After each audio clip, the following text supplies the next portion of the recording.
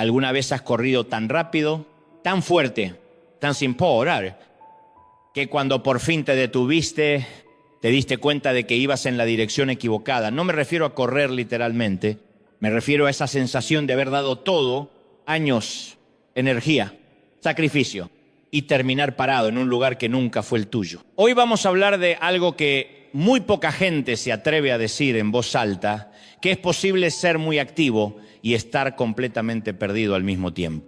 Que el movimiento no es lo mismo que el avance, que puedes llegar primero al lugar equivocado. Hace algún tiempo escuché la historia de una mujer, madre de 3 hijos, trabajadora, de esas que nunca se quejan, que pasó 12 años construyendo una vida que se veía perfecta por fuera.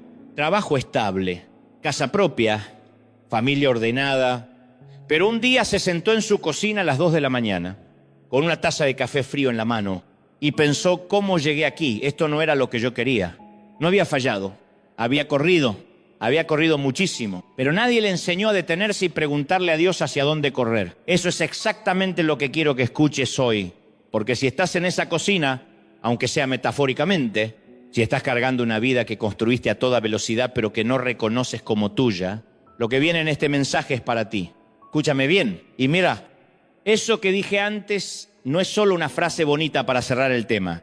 Es que hay algo que necesito que entiendas hoy. Y necesito que lo entiendas bien. No todo lo que se mueve rápido está avanzando hacia el propósito de Dios. A veces lo que se mueve rápido es el pánico. A veces lo que se mueve rápido es el miedo disfrazado de fe. Y la diferencia entre los dos puede costarte años de tu vida. Después de un culto, un hombre llamado David Body me contó algo que nunca olvidé. David Body era contador en una empresa mediana en Monterrey. Tenía 41 años. Llevaba 12 años en el mismo puesto. Y era padre de 2 hijas adolescentes. No era un hombre impulsivo. Era metódico, tranquilo. De los que miden 2 veces antes de cortar. Pero un día llegó a casa y su esposa le dijo que una vecina había invertido en un negocio de importación. Y en 4 meses había triplicado lo que puso. Y algo dentro de David Body se encendió. No fue entusiasmo, fue otra cosa. Fue ese ruido interno que te dice: si no entras ahora, pierdes el tren. Si no te mueves hoy, alguien más va a llegar primero. Me dijo, con esa cara de quien ya sabe cómo terminó la historia: pastor, no oré, no consulté, no esperé. Simplemente sentí que tenía que actuar ya. Juntó los ahorros de 3 años, todo. Y en menos de 60 días, el negocio colapsó. No era una estafa obvia, era simplemente un modelo que no sostenía lo que prometía. Pero David Body no perdió solo el dinero, perdió la paz, perdió la confianza en sí mismo y estuvo casi un año convencido de que Dios lo había abandonado, cuando en realidad lo que había pasado era más sencillo y más doloroso a la vez. Se había dejado gobernar por la prisa. Escúchame bien. La prisa que sientes por dentro no siempre viene de Dios.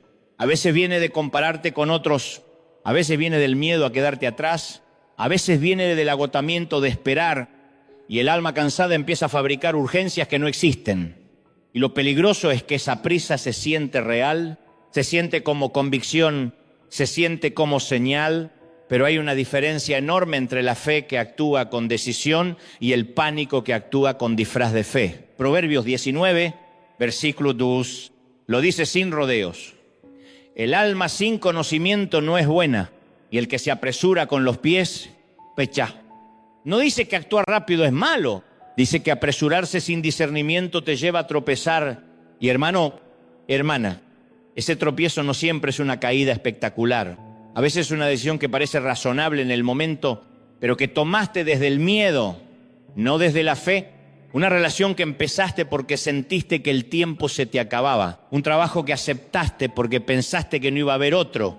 Una deuda que adquiriste porque alguien te dijo que era ahora o nunca, y Dios no opera con ese reloj. Ese reloj lo inventó el enemigo, porque el enemigo sabe que cuando estás presionado por el tiempo, no escuchas bien, no piensas claro, no consultas, actúas desde las tripas, no desde el espíritu. Que Dios te dé hoy la capacidad de distinguir entre las dos cosas. Esa es una oración que vale la pena hacer, porque la fe bíblica no es pasividad. No es quedarte cruzado de brazos esperando que caiga algo del cielo. pero tampoco es esa urgencia nerviosa que te hace saltar antes de ver dónde vas a caer. David Boddy me dijo algo que no olvidé. Lo que más me dolió no fue perder el dinero, fue darme cuenta de que nunca le pregunté a Dios. 12 años de hombre tranquilo, metódico, medidor, y en el momento más importante, el ruido interno fue más fuerte que la voz de Dios. Tal vez tú estás ahí ahora mismo sintiendo esa presión, ese ruido que dice ya, hoy, si no es ahora, no va a ser nunca. Y quiero que te detengas un segundo, no para siempre, solo un segundo, y que te hagas una pregunta honesta. ¿Esto que siento es fe o es miedo con prisa? Porque la fe puede actuar con decisión, pero no necesita ser gobernada por el pánico. Pero escúchame bien, hermano, la fe puede actuar con decisión, pero no necesita ser gobernada por el pánico. Y aquí es donde entra algo que casi nadie te dice. Cuando conviertes la vida de otro en tu reloj, comienzas a apresurar decisiones que no nacieron de tu propósito, no nacieron de lo que Dios te pidió, nacieron de lo que viste en redes sociales a las 3 de la mañana. Pienso en Carolina cuando hablo de esto. Es diseñadora gráfica, trabaja desde su casa y hace un trabajo hermoso. Pero hace 2 años empezó a seguir a una amiga de la infancia en Instagram. Esta amiga se casó a los 24 años, tuvo un hijo a los 25, compró casa a los 27.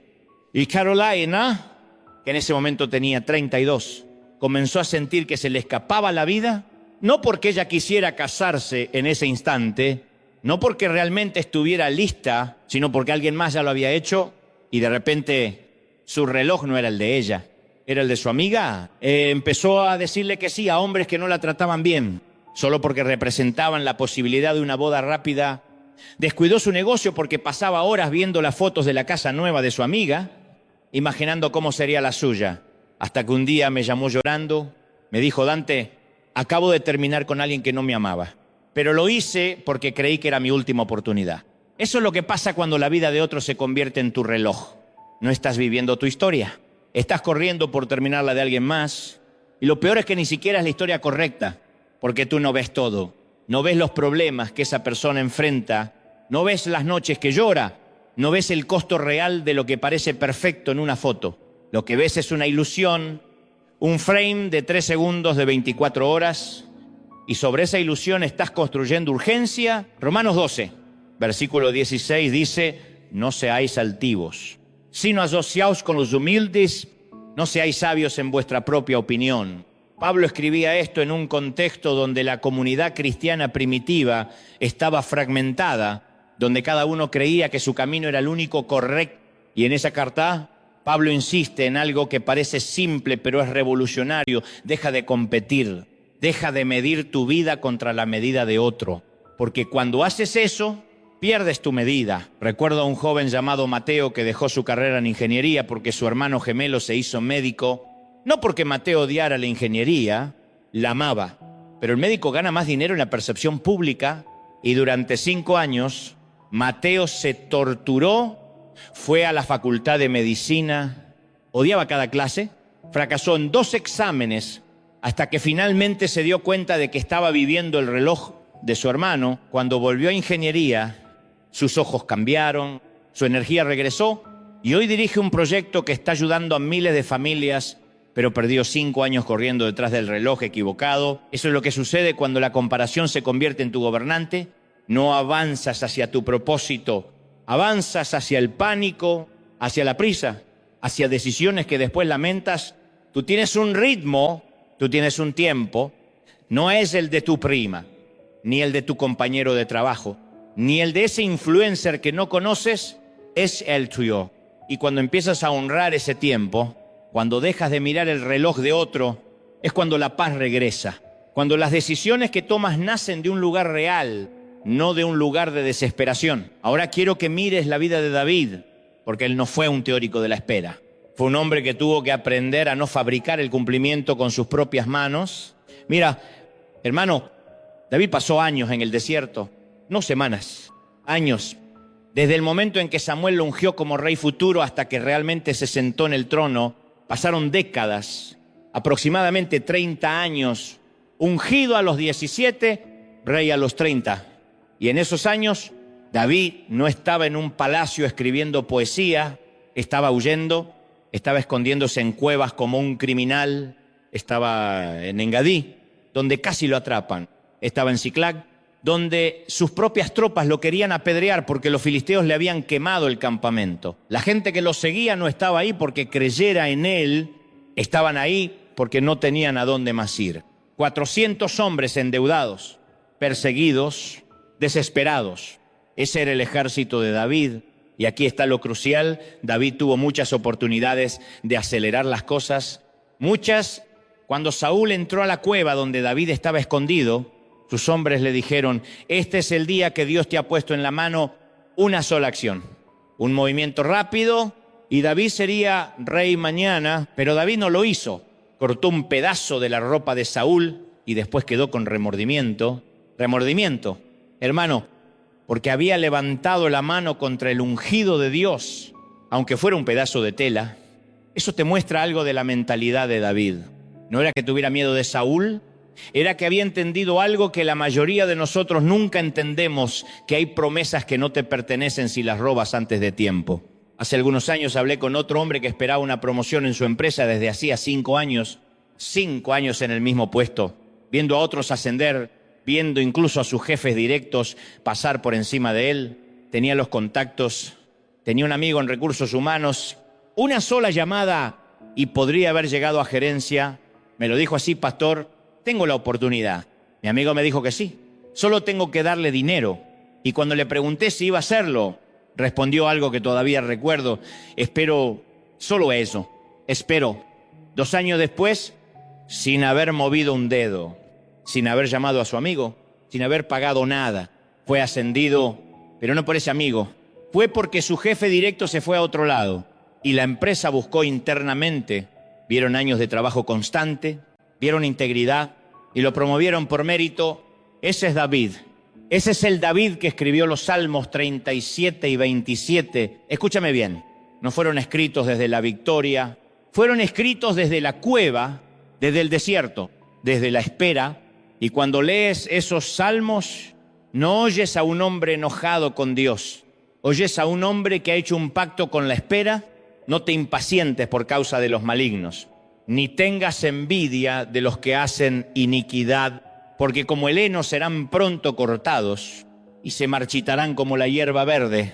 Eso escribió David, no porque no tuviera acceso a Saúl, sino porque había decidido que su reino no valdría nada si lo construía sobre la sangre de otro hombre, aunque ese hombre lo estuviera persiguiendo.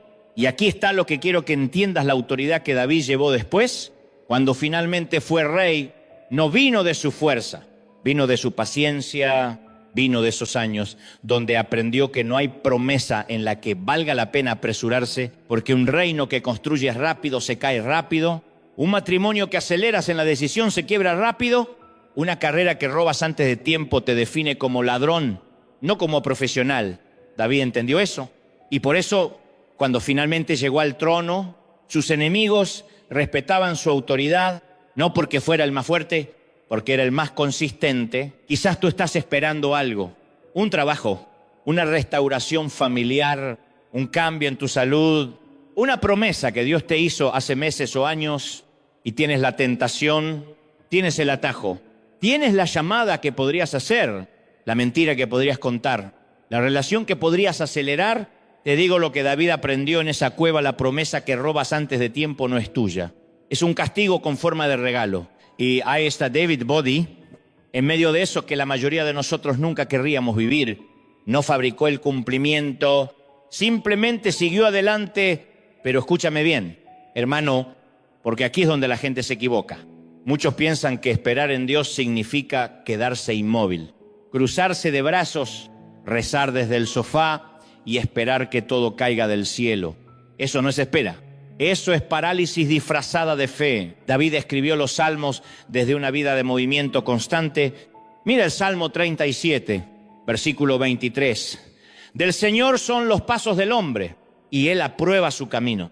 David no escribió eso desde una cueva contemplando las nubes. Lo escribió mientras huía de Saúl, mientras construía un reino, mientras se equivocaba, se arrepentía y seguía caminando. La espera no te paraliza, te mantiene en el camino correcto mientras todo a tu alrededor te grita que abandones la dirección. Recuerdo a Patricia, una mujer que trabajaba en recursos humanos en una empresa mediana, llevaba años en el mismo puesto, viendo cómo compañeros menos preparados ascendían porque sabían hacer política, porque tenían contactos o porque estaban dispuestos a pasar por encima de otros. Patricia no, cada día llegaba, hacía su trabajo con excelencia y volvía a casa cargando una frustración que a veces ni siquiera la dejaba dormir. Sus amigos le decían, cambia de empresa, busca conexiones, haz un curso caro que te abra puertas. Y claro que sentía la tentación, pero algo dentro de ella sabía que abandonar el camino correcto para llegar más rápido no era espera. Era traicionarse a sí misma. Pasaron 3 años largos, y un día la empresa decidió hacer un cambio de dirección. Necesitaban a alguien que realmente entendiera a las personas, alguien con credibilidad, alguien que no fuera una oportunista, y Patricia fue ascendida, no porque hubiera magia, no porque hubiera suerte, fue ascendida porque mientras esperaba, nunca dejó de ser fiel en lo pequeño. Eso es lo que significa esperar en Dios. No es inmovilidad, es fidelidad activa, es negarse a abandonar lo correcto para llegar más rápido. Y tú, hermano, cuando estés en esa encrucijada donde el camino correcto es lento y el atajo parece irresistible, cuando sientas que todos avanzan menos tú, cuando la duda te golpee y pienses que tal vez Dios se olvidó de ti, necesitas entender algo fundamental. La espera no es pasividad, es una decisión activa de no fabricar lo que Dios prometió. Es seguir haciendo el bien cuando nadie te ve, cuando no hay recompensa a la vista, cuando la injusticia parece ganar. Patricia no dejó de trabajar bien porque no la ascendieran. David no dejó de confiar porque Saúl lo persiguiera. Eso es la fidelidad que Dios ve. Presta atención a esto mientras esperas. Sigues caminando, sigues estudiando si necesitas estudiar, sigues esforzándote en tu matrimonio si necesitas esforzarte. Sigue siendo honesto en los negocios aunque eso te cueste dinero. Sigue siendo un padre presente aunque todo parezca colapsar. Sigue siendo fiel en la iglesia aunque no sientas nada. Porque la espera no es una tregua donde todo se detiene. Es un acto de obediencia mientras la promesa se cumple en el tiempo de Dios. No en el tuyo. Lo que esto significa para tu vida es sencillo. Deja de sabotear tu propio camino.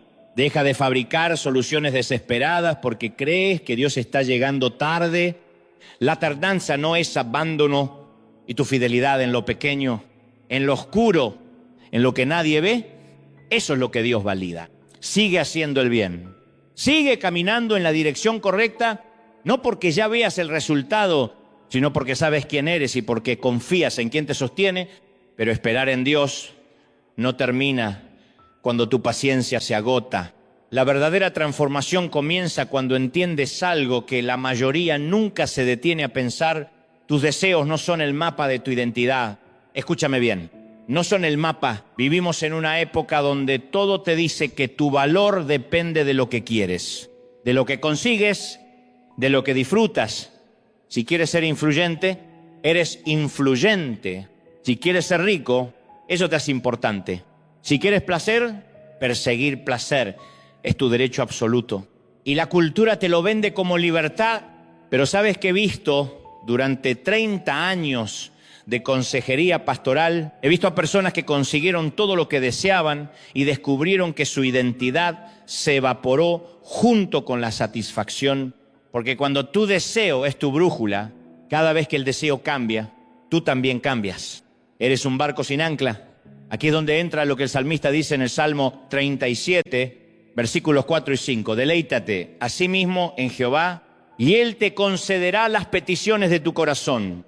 Encomienda a Jehová tu camino y confía en Él. Y Él hará. ¿Ves lo que está pasando? No es que Dios ignore tus deseos, es que te está invitando a reordenarlos.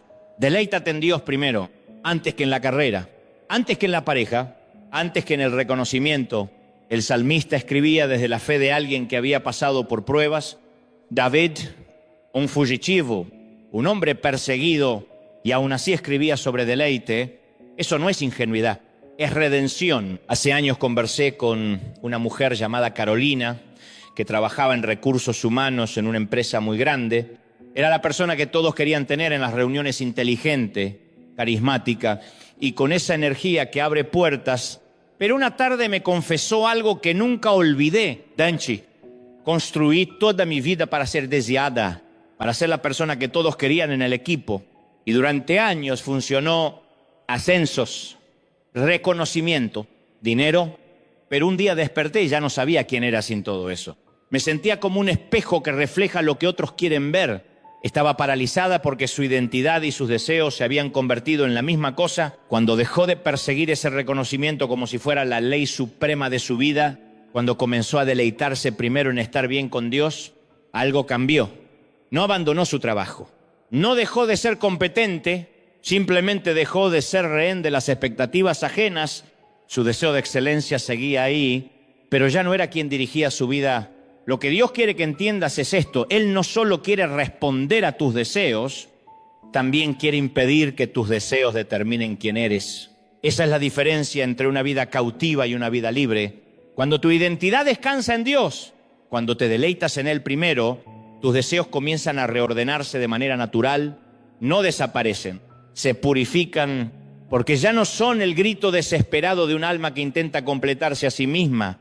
Son la expresión natural de alguien que ya encontró su plenitud en Dios. Y quiero que sientas esto profundamente. Si estás escuchando este mensaje y tu vida ha sido una carrera detrás de un deseo, luego otro y después otro más. Si cada vez que alcanzabas algo pensabas que por fin sería feliz y esa felicidad apenas duraba 3 meses, eso no significa que hayas fracasado. Es la evidencia de que los deseos nunca fueron diseñados para convertirse en tu fundamento. Fueron diseñados para fluir desde un fundamento que ya existe. Cuando entiendes que tu valor no proviene de lo que quieres ni de lo que logras, sino de quién eres en Dios, entonces puedes disfrutar de lo que tienes sin convertirlo en tu identidad. Presta atención a esto: deleitarte en Dios no significa que dejes de tener ambiciones, significa que tus ambiciones dejan de ser tus salvavidas. Puedes querer un mejor empleo, una relación más profunda, un impacto mayor, pero ya no buscas esas cosas porque creas que te falta algo para ser digno.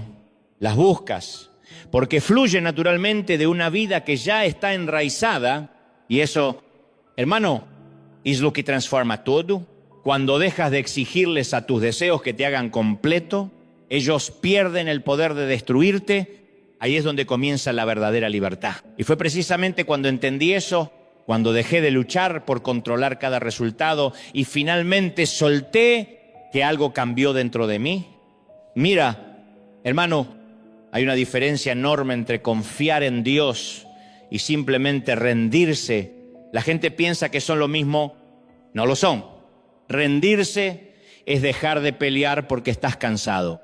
Es tirar la toalla, pero encomendar tu camino, eso que dice el Salmo 37, es algo completamente distinto. Es decir, Dios, voy a soltar esto no porque pierda la esperanza, sino porque confío en que tú ves lo que yo no veo. Déjame compartirte algo que Dios me mostró hace años. Una noche estaba en mi oficina ayunando y orando por una decisión importante que se acercaba. Era una dirección ministerial. Yo ya tenía el plan armado, lo había pensado todo, sabía exactamente qué quería, cuándo lo quería y cómo debía suceder. Y estaba orando, sí, pero en realidad estaba negociando. ¿Sabes la diferencia? Estaba diciendo: Señor, bendice lo que yo decidí, en lugar de Señor, muéstrame lo que tú decidiste. Y en ese silencio de la madrugada no escuché una voz audible, pero sentí claridad en mi espíritu y lo que vino a mi corazón fue esto: el problema no es que hayas trazado mal la ruta, el problema es que no puedes soltar lo que suceda con ella. Y eso me desarmó, porque era verdad. Lo que aprendí esa noche es lo que quiero que entiendas hoy. Encomendar tu camino no significa dejar de tener dirección, significa soltar la ilusión de que tú controlas el resultado, porque aquí está la verdad que nadie quiere escuchar. Si tu paz depende de que suceda exactamente lo que planeaste, entonces no tienes paz. ¿Tienes una apuesta? Piensa en lo que haces cuando conduces. Tú agarras el volante, tú diriges, pero no controlas si mañana llueve. No controlas si hay un accidente en la ruta. No controlas si el semáforo está en rojo o en verde. Tú haces tu parte. Tomas el volante, permaneces atento, tomas decisiones. Pero el resultado final no depende únicamente de ti. La mayoría de nosotros vivimos como si también tuviéramos que controlar la lluvia, los semáforos y los otros conductores, y eso es lo que nos destruye, Recuerdo la historia de un empresario que trabajó durante 15 años para construir algo propio. 15 años, dormía apenas 4 horas por noche. Hipotecó su casa 2 veces. Todo para que su empresa llegara al lugar que había imaginado, y cuando finalmente estaba cerca, cuando parecía que todo iba a dar resultado, un cambio en el mercado lo derrumbó todo. La economía se movió, sus clientes principales se fueron y este hombre cayó en una depresión tan profunda que estuvo a punto de perder la fe. ¿Sabes por qué? No porque su empresa hubiera fracasado, sino porque su identidad estaba ligada al resultado. Su valor como persona dependía de que ese negocio tuviera éxito. Cuando el plan se vino abajo, él también se vino abajo. Eso es lo que ocurre cuando no encomendamos nuestro camino, cuando nos soltamos. Pero hay algo más. Hay algo que descubrimos quienes hemos aprendido a soltar cuando encomiendas tu camino a Dios, cuando realmente lo haces, no como una frase bonita dentro de una oración, sino como una decisión profunda de tu voluntad. Sucede algo inesperado. Dios no solo protege la ruta, también se reserva el derecho de corregir el destino que tú habías imaginado. Y créeme, muchas veces el destino que Dios tiene para ti es completamente distinto del que tú planeaste. Y mejor, pero para llegar a Él, tienes que soltar el otro. Escúchame bien, esto no significa que dejes de hacer planes. No estoy diciendo que te vuelvas pasivo. Haz tu parte, estudia, trabaja, sueña, lucha por lo que crees, pero hazlo con las manos abiertas, no con los puños cerrados. La diferencia entre una persona que encomienda su camino y otra que no lo hace es sencilla. Una lleva su plan delante de Dios para que lo bendiga. La otra lo lleva para que Dios lo bendiga exactamente como ella lo imaginó. Y cuando eso no sucede, se quiebra. Dios quiere más para ti de lo que tú mismo quieres para ti. Eso suena hermoso cuando se escucha como una frase, pero cuando lo vives, cuando el camino que planeaste se cierra y tienes que confiar en que existe otro mejor, duele muchísimo, porque significa aceptar que no tienes el control, y aceptar eso es uno de los actos de fe más valientes que existen. Entonces déjame hacerte una pregunta. ¿Cuál es el camino que todavía no has soltado? ¿Cuál es el resultado que sigues sujetando con tanta fuerza que ya ni siquiera te deja respirar? ¿Dónde estás intentando controlar aquello que Dios te está pidiendo confiar? Porque hasta que no sueltes eso, no podrás avanzar. La fe no comienza cuando ves el resultado. Comienza cuando renuncias a la necesidad de controlarlo. Pero aquí sucede algo delicado. Cuando encomiendas tu camino a Dios, cuando finalmente sueltas el control y dices, está bien, Señor, que sea tu voluntad. La frustración no desaparece de la noche a la mañana. La emoción sigue ahí. Es legítima, completamente legítima. Pero una emoción puede ser legítima sin tener la sabiduría necesaria para dirigir tu vida.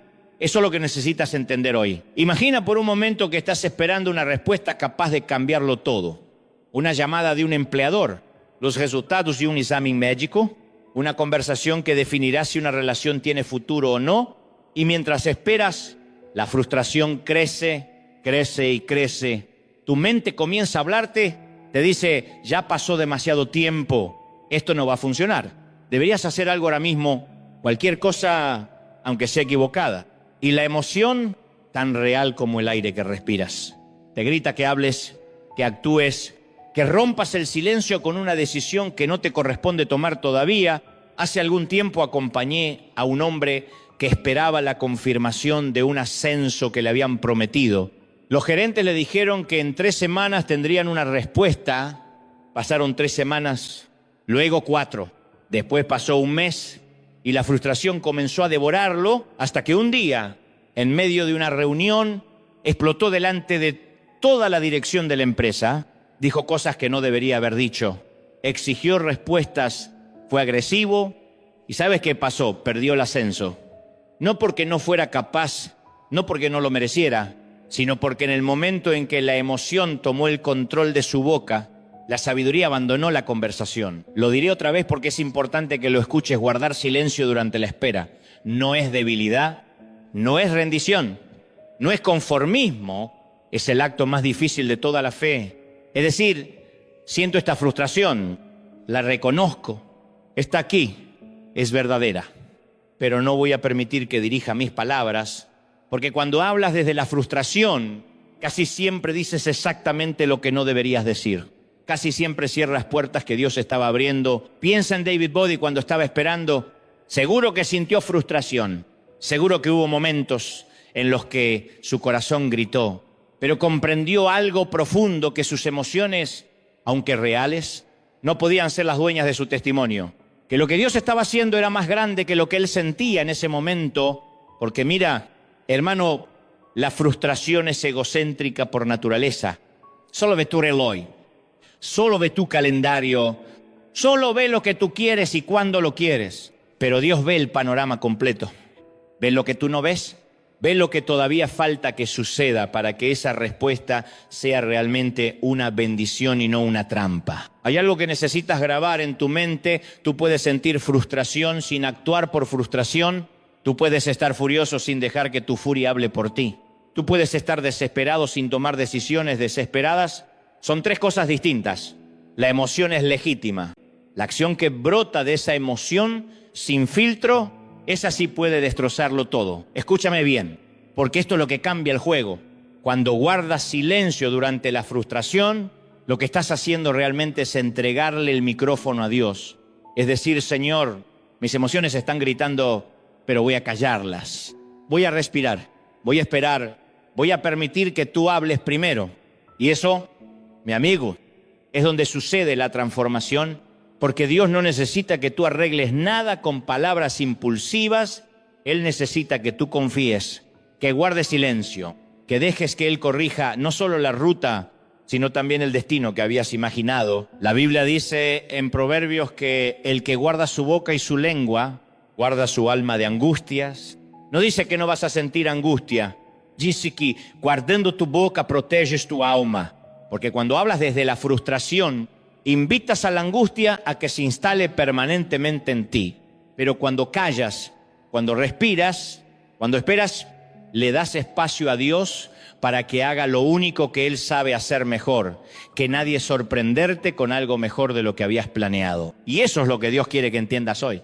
Que tu frustración es real, que tu impaciencia es comprensible, que lo que sientes es válido, pero que tú, justo tú, tienes el poder de elegir si eso que sientes va a ser la voz que hable por ti o si va a ser simplemente una emoción que pasa. Mira, una emoción puede ser completamente legítima sin que tenga la sabiduría para dirigir tu vida con ella. Y eso es lo que pasó en la cueva. David está ahí, escondido, huyendo de Saúl. La promesa de Dios está en su corazón. El reino es suyo. Lo ungieron de joven, lo ungieron en la casa de Isaí y todos lo saben. Pero aquí está, en una cueva oscura, sucio, hambriento, rodeado de hombres desesperados que dependen de él. Y de repente Saúl entra solo a esa misma cueva, solo, sin guardias, sin protección. Es el momento perfecto. Es la oportunidad que cualquiera estaría esperando. Los hombres de David lo ven y lo primero que pienso cuando leo esto es que ellos no estaban solos en esa oscuridad. Había alguien más dándole voz a lo que David sentía. Mira, hermano, aquí está el hombre que te persigue, el hombre que te quitó todo, Dios te lo entregó. No es esto lo que esperabas, no te prometió Dios el trono. Bueno, aquí tienes tu puerta abierta. Y yo creo que eso es lo que debes entender, una oportunidad abierta. No siempre es una autorización divina, a veces es una prueba, a veces es exactamente lo opuesto a lo que Dios quiere. David tenía todo el derecho del mundo a estar furioso con Saúl. Saúl lo perseguía sin motivo, lo acusaba de cosas que no había hecho, lo odiaba sin razón, y esa furia que David sentía no era pecado, era legítima, era humana. Pero aquí está la parte que cambia todo. David conocía algo que sus hombres no sabían. Sabía quién era él. Sabía que si mataba a Saúl en esa cueva, podía obtener el trono, podía tener el reino mañana en lugar de esperar. Podía evitar años de dolor, de huida, de incertidumbre. Todo eso era posible y la tentación no fue pequeña, pero David hace algo que te quiero mostrar, hermano. Él se acerca a Saúl mientras duerme y lo que hace es cortar una esquina del manto de Saúl, solo eso, un pedazo de tela, y después, cuando Saúl se va, David grita desde la distancia: Saúl, mira lo que tengo, pude haberte matado, estabas indefenso, pero no lo hice. Y Saúl se da cuenta, llora, reconoce a David, pero eso no es lo importante aquí. Lo importante es lo que David hizo dentro de sí mismo en esa cueva oscura. Eligió que su carácter importaba más que su circunstancia. Eligió que lo que Dios le había prometido no necesitaba que él traicionara a quien era para conseguirlo. Escúchame bien, tú tienes promesas, tienes sueños, tienes un futuro que Dios te mostró. Y va a haber momentos en tu vida donde la puerta está abierta, donde la oportunidad te grita, donde puedes tomar eso que deseas sin que nadie se entere, donde puedes justificarlo, donde puedes decir, bueno, Dios me lo prometió, así que esto está bien. Y la pregunta no es si puedes hacerlo, la pregunta es quién quieres ser cuando lo hagas. Hay un padre que me contó algo hace años, tenía un negocio que estaba quebrando, sus hijos necesitaban comida y alguien le ofrece una sociedad que le multiplicaría el dinero en meses, pero la sociedad requería ocultar dinero, evadir impuestos, nada que lo metiera en la cárcel, nada irreversible, solo una pequeña trampa que todos hacen. Y él dijo que esa noche no durmió, porque sabía que si decía que sí, sus hijos aprenderían que cuando la desesperación llega, el carácter es negociable. Así que dijo que no, pasó más hambre, pasó más tiempo en esa cueva, pero cuando finalmente el negocio creció, fue porque trabajó y sus hijos aprendieron algo que el dinero no compra. Lo que Dios prometió no necesita que traiciones tu carácter para conseguirlo. Lee eso de nuevo. No es que no puedas tener lo que Dios prometió si no haces trampa. Es que lo que Dios promete viene con un envase, viene con el tipo de persona que tú serás cuando lo recibas. David pudo ser rey porque no mató a Saúl en esa cueva. No fue un obstáculo, fue el precio. Y cuando por fin llegó al trono, llegó como alguien que había aprendido que el poder sin carácter es un veneno. Y por eso, hermano, las decisiones que tomas hoy en la oscuridad son las que definen quién eres mañana cuando llega la luz. La promesa de Dios es segura. Lo que está en duda es si tú vas a estar listo para recibirla.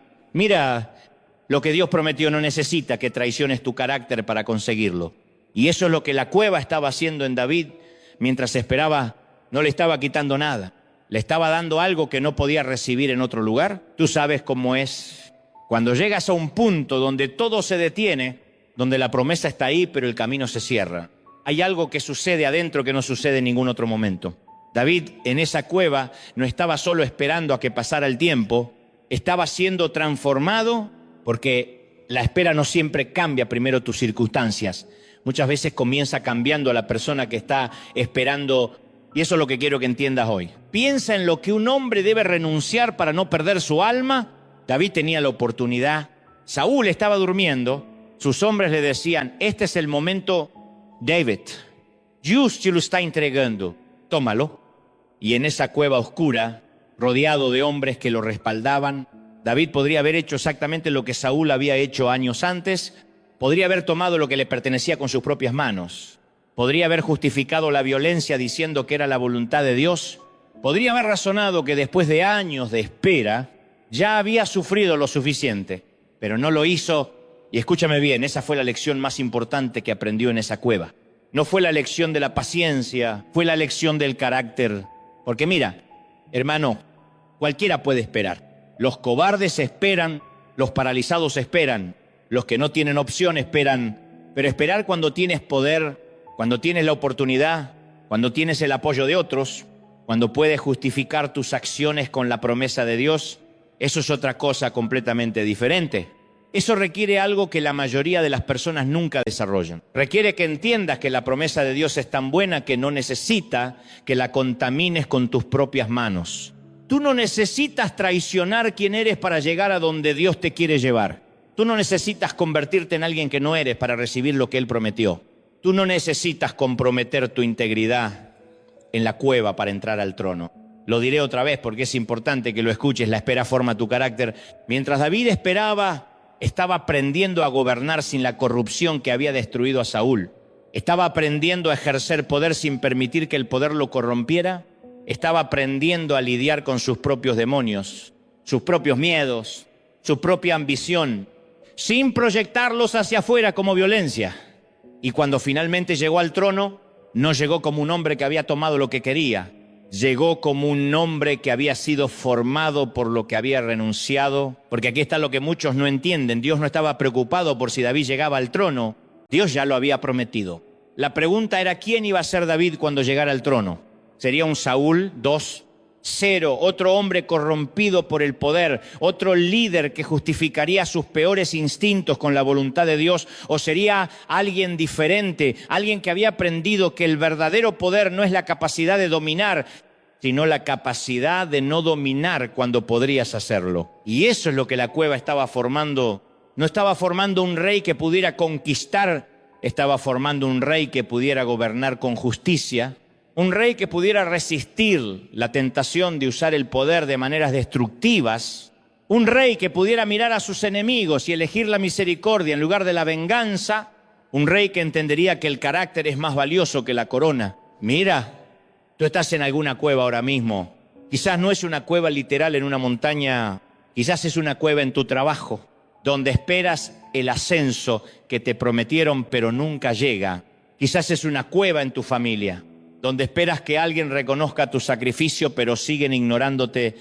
Quizás es una cueva en tu matrimonio, donde esperas que cambie, pero los días se sienten iguales. Y en esa cueva, como David, tienes opciones, tienes maneras de salir más rápido, tienes justificaciones para tomar lo que quieres, tienes razones perfectas para traicionar tu carácter. Todas las tenemos, pero lo que Dios está preguntando es ¿quién vas a ser mientras esperas? ¿Vas a permitir que la espera te forme o que te deforme? ¿Vas a dejar que te enseñe o que te amargue? Y eso, mi amigo, es lo que Dios quiere que entiendas hoy. Tu espera no es accidental. Tu cueva no es una equivocación. Está formando algo en ti que no se puede formar en ningún otro lugar. Y es ahí donde todo se pone real. Hermano, porque la espera no siempre cambia primero tu circunstancia. Muchas veces comienza cambiando a la persona que está esperando. Pero hay un momento en el que algo te quiebra, el teléfono no suena, los meses pasan y de repente sientes que no puedes esperar más y en ese instante, en ese segundo donde la paciencia se agota, es cuando tomas una decisión que después te persigue. Mira, antes de decidir, necesitas descubrir quién está tomando el control en ese momento.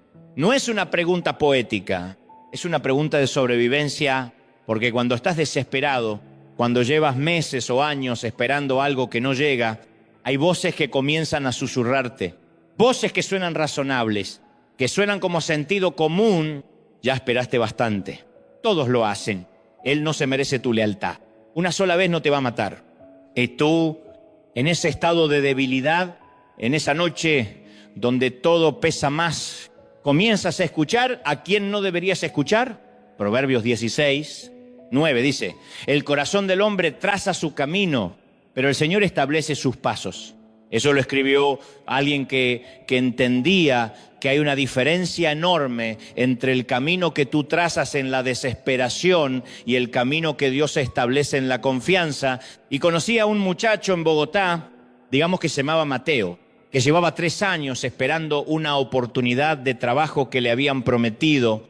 3 años, entrevistas, promesas, te llamamos en 2 semanas y nada. Mateo estudiaba de noche, trabajaba en cosas que lo humillaban durante el día y en las noches se preguntaba si algún día sería diferente. Una noche recibió una propuesta que venía de un lugar turbio, dinero rápido, solo 6 meses. Le dijeron, y Mateo estaba a punto de firmar cuando su hermana mayor, una mujer que no se anda con rodeos, lo agarró de los hombros y le preguntó, ¿quién está tomando la decisión ahora, tú desde tu fe? ¿O tú desde tu pánico? Eso lo detuvo en seco, porque Mateo se dio cuenta de que no era él quien decidía, era el miedo quien decidía, era la desesperación quien tomaba el control, y un paso equivocado desde ese lugar no era un paso suyo, era un paso que el pánico estaba dando a través de él. Eso es lo que necesitas entender en este momento. Cuando tú actúas desde la prisa, desde la desesperación, desde el agotamiento de esperar, no eres tú quien decide, es la circunstancia quien decide, es el miedo quien firma tu nombre. Y después, cuando las consecuencias llegan, tú estás ahí mirando lo que hiciste y preguntándote cómo llegaste a ese punto. Pero ya es tarde, el paso ya está dado. Escúchame bien, un paso equivocado puede tener consecuencias. pero no tiene autoridad para escribir por sí solo el final de tu historia. ¿Tú crees que cuando cometes un error, cuando actúas mal en un momento de debilidad, ese error es el final, que ya no hay retorno, que ya quedaste marcado? Pero eso no es verdad. Lo que es verdad es que hay un Dios que sigue siendo Dios incluso después de tus errores, que sigue teniendo un plan incluso después de tus decisiones apresuradas, que la gracia no se acabó cuando tú fallaste, que David Boddy, el mismo que escribió la Biblia, el mismo que conocemos como el hombre conforme al corazón de Dios, cometió errores que te quitarían el aliento, y aún así, Dios no canceló su historia, la redimió. Lo que tú necesitas hacer ahora no es lamentarte eternamente por lo que hiciste mal. Lo que necesitas hacer es reconocer en qué momento comenzó a tomar el control algo que no era tú. Porque si lo reconoces, si lo nombras, sí lo ves claramente. Entonces tienes poder para decirle que no. La próxima vez que la desesperación te susurre, tú vas a estar preparado, vas a reconocer esa voz y vas a poder elegir diferente. Y sí, tal vez ya cometiste el error, tal vez ya diste el paso que no debías dar, pero hoy, en este momento, puedes detenerte, puedes arrodillarte, puedes confesar, puedes pedir ayuda, puedes buscar a alguien que te ayude a sanar lo que ese paso rompió. Porque Dios no cierra puertas por los errores que cometemos desde la debilidad, abre otras más amplias cuando nos atrevemos a regresar a Él. Cierra los ojos donde estés ahora. No importa si estás en el auto, si estás acostado en la cama, si estás en la cocina, limpiando los platos de la cena, solo por un momento. Cierra los ojos y respira profundo. Hermano, hermana, lo que voy a decirte en estos minutos puede cambiar la forma en que ves el resto de tu vida. Mira, durante todos estos días hemos hablado de que un paso equivocado no escribe el final de tu historia. Y es verdad, pero hay algo que necesito que entiendas antes de que termines de escuchar. No puedes vivir forzando lo que no ha llegado a su tiempo. Eso es lo que te está matando. Eso es lo que te tiene paralizado. ¿Tú estás ahí? Empujando, sudando, tratando de forzar una puerta que Dios aún no ha abierto. Y mientras haces eso, te pierdes todo lo que Él está ofreciéndote en el camino de espera. Te pierdes la amistad que está frente a ti porque estás obsesionado con la relación que no es para ti. Te pierdes la oportunidad de trabajo que llama a tu puerta porque tu corazón sigue aferrado a la que rechazó tu sueño hace 2 años. Escúchame bien, la paz que necesitas hoy no viene de conseguir lo que quieres, viene de soltar lo que ya no deberías cargar. Conozco a un hombre que pasó 7 años esperando que su hija volviera a hablarle. 7 años.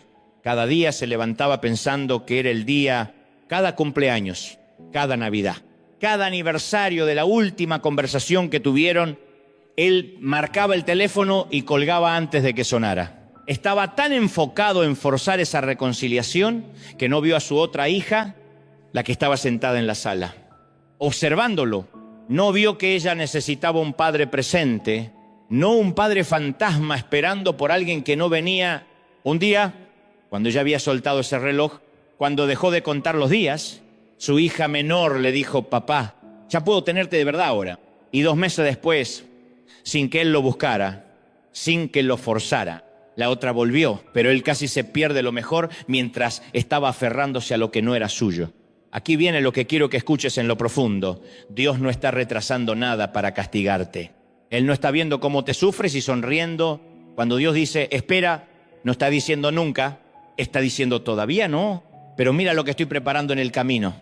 El Salmo 37 dice que Él se deleita en los detalles de tu vida. Los detalles, no solo el destino, no solo la meta. Él está en cada paso, en cada fracaso, en cada pequeña victoria que tú ni siquiera ves porque estás corriendo hacia un futuro que aún no está listo para recibirte. Y escúchame, porque esto es importante. Soltar el reloj no significa dejar de soñar, significa dejar de castigarte porque el sueño no llegó cuando tú creías que debería llegar. Significa entender que hay un tiempo para sembrar y un tiempo para cosechar, que hay un tiempo para llorar y un tiempo para reír, que hay un tiempo para esperar y un tiempo para actuar, pero tú no puedes actuar cuando no es el tiempo de actuar. Eso no es fe, eso es ansiedad disfrazada de fe. La fe verdadera es la que puede esperar sin morir en el intento. La fe verdadera es la que puede soltar sin perder la esperanza. Padre, en el nombre de Jesús. Te traemos a cada persona que está escuchando ahora mismo. Tú sabes lo que llevan. Tú sabes esos relojes que no pueden soltar, esos sueños que los tienen prisioneros, esas personas que no pueden dejar ir. Gracias, Padre, porque tu tiempo no falla. Gracias porque cuando nosotros no sabemos qué hacer, tú ya lo sabes.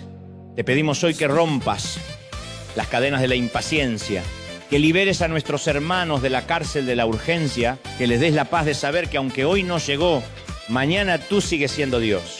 Y le digo a quien está escuchando en este momento, Dios no te olvidó. Esos sueños que guardaste en tu corazón hace años, esos que creíste que ya no sucederían, Dios no los olvidó. Pero Él necesita que tú sueltes lo que está muerto para que Él pueda traerte lo que está vivo. Repite conmigo en silencio. Desde donde estés, suelto lo que no me pertenece. Suelto el tiempo que no es mío. Suelto la necesidad de controlar. Y hoy, Jesús, confío en ti. Ahora vuelve a abrir los ojos. Mira alrededor. Todavía estás aquí. Todavía tienes vida. Todavía tienes oportunidad. Y mañana, cuando te despiertes, no empieces el día pensando en lo que no tienes. Empieza pensando en lo que Dios te está dando en este mismo instante. En la persona que está a tu lado, en el trabajo que tienes, en la salud que conservas, en el aire que respiras, porque mientras Dios te prepara para lo que viene, Él también te está regalando lo que está aquí. No lo pierdas, no lo desperdicies esperando por algo que aún no ha llegado. Camina hoy, solo camina y camina en paz. This world is endless, so wide, so broad. But somehow I'm still lost in you.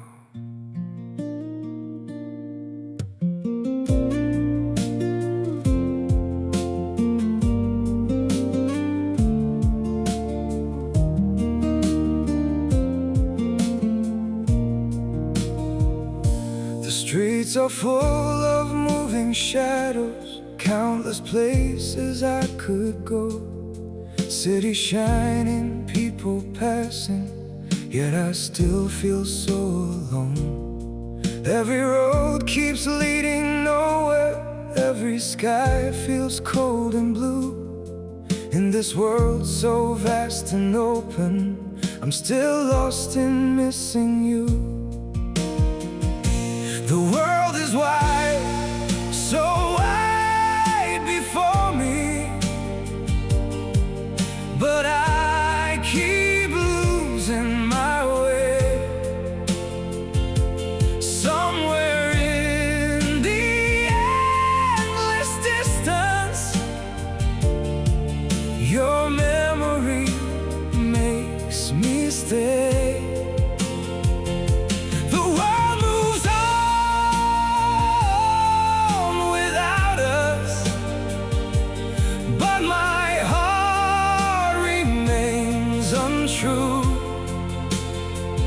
For no matter where these feet may wander, I'm still lost in missing you. I have tried to outrun silence, tried to leave your ghost behind, but your name still echoes softly through the corners of my mind. The world is wide, so wide before me, but I keep losing my way. Somewhere in the endless distance, your memory makes me stay. The world moves on without us, but my heart remains untrue. For no matter where these feet may wander, I'm still lost in missing you. Maybe someday I'll stop searching for your face in every crowd, but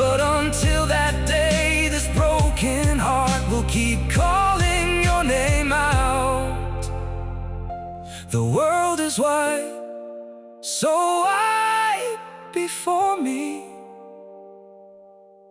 but I keep losing my way.